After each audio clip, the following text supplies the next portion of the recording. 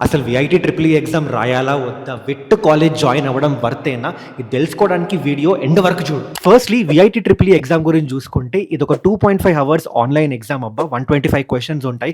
+4 ఇంకా -1 మార్కింగ్ ఉంది. And ₹1350 application fee తీసుకుంటున్నాడు. ఈ ఎగ్జామ్ త్రూ ఈ విట్ కాలేజెస్‌లో అయితే సీట్ వస్తదబ్బా! ఇందులో విట్, వెల్లోర్ బెస్ట్.